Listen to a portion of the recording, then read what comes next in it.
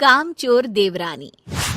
एक बार की बात है, सुषमा अपने पूरे परिवार के साथ खुशी खुशी मोहन नगर में रहती थी। उसकी 2 बहुएं थी, पल्लवी और शिवानी। एक दिन दोनों बहुएं रसोई में काम कर रही होती है कि तभी उनकी सास सुषमा उन्हें बुलाती है। अरे बहू, जरा इधर तो आना। शिवानी, जरा जाकर देखना सासू माँ क्या कह रही हैं। दीदी आप ही देख लो ना जाकर, आपको भी तो सुनाई दे रहा है। अरे मैं आटा गूंद रही हूँ ना, तुम चली जाओ। हाँ तो मैं भी तो सब्जी काट रही हूँ ना दीदी। अरे बहू जल्दी आओ। ओह, ये तो जाएगी नहीं, मैं ही जाकर देखती हूँ कि क्या करना है। पल्लवी सुषमा के कमरे में जाती है। जी मम्मी जी, क्या हुआ? शाम को घर पर कुछ मेहमान आने वाले हैं, तो तुम अच्छा सा खाना बना लेना बहू। ठीक है मम्मी जी, आप बता दीजिए क्या क्या बनाना है और कितने लोग आ रहे हैं। सुनील की मौसी जी और उनका पूरा परिवार आ रहा है। कुल मिलाकर 3 लोग और हमें मिलाकर हुए 9 लोग। तो अभी से ही तैयारी करना शुरू कर दो। और हाँ, घर की सफाई भी कर देना, हाँ अच्छे से। जी मम्मी जी, सब काम हो जाएगा, आप चिंता मत कीजिए। पल्लवी शिवानी को घर में मेहमान आने वाले हैं इसके बारे में बताती है। क्या 9 लोगों का खाना बनाना होगा, घर की सफाई करनी है? बाप रे, सासू माँ ने तो हमें घर की नौकरानी ही समझ कर रखा है। ऐसा नहीं बोलते शिवानी, हम इस घर की बहू हैं और घर के काम करना हमारा फर्ज है। दीदी तो है ही सासू माँ की चमची, जब देखो सासू माँ सासू माँ। मैं तो इतना सारा काम नहीं करने वाली।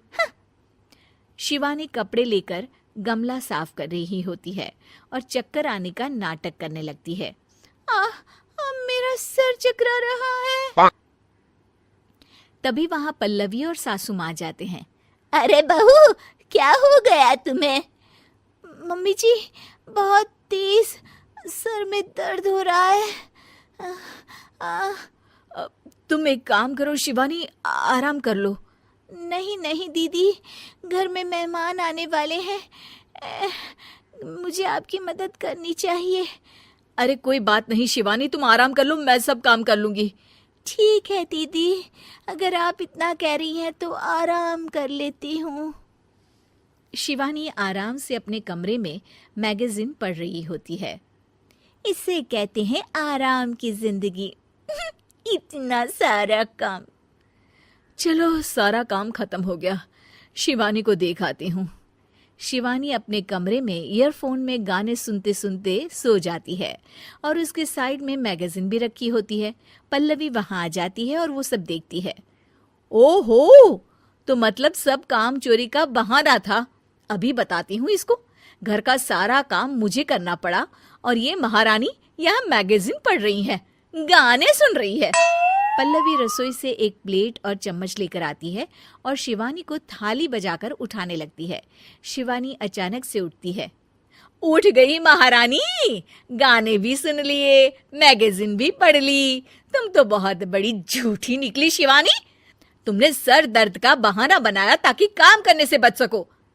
हाँ बनाया बहाना, तो क्या करती, इतने सारे काम करती। मुझे कोई शौक नहीं है चापलूसी का। क्या चापलूसी?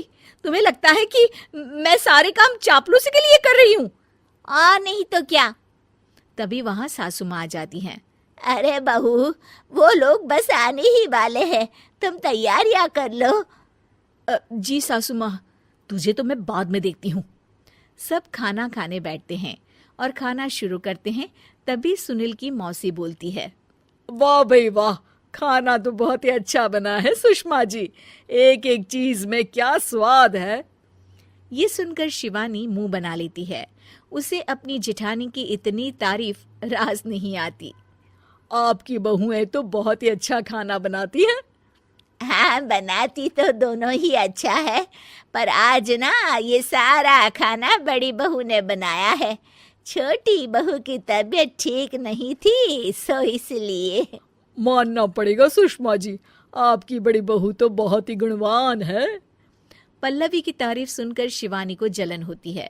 पल्लवी ये सुनकर खुश हो जाती है और शिवानी की तरफ देखकर उसे चिढ़ाती है। कुछ देर बाद मेहमानों के जाने का वक्त हो जाता है। मौसी जी सबके लिए उपहार लाई होती है। वो सबको शगुन के पैसे देती हैं और अंत में पल्लवी के पास आती है। तुम्हारे लिए शगुन का लिफाफा तो है ही, पर बहू तुम्हें एक और उपहार भी मिलेगा इतना अच्छा खाना बनाने के लिए। मौसी अपने सोने के कंगन निकालकर पल्लवी को पहना देती है। ये लो, ये मेरे मनपसंद कंगन है, अब से ये तुम्हारे हुए। धन्यवाद मौसी जी। ये देखकर शिवानी तो पूरी तरह से जल जाती है और गुस्से से रसोई में चली जाती है। तभी वहां पल्लवी आ जाती है और उसे अपने कंगन दिखाने लगती है। देवरानी जी, अब आपका सर दर्द ठीक तो है ना? मुझे लगता है कि अब सर दर्द शुरू हो गया होगा आपका।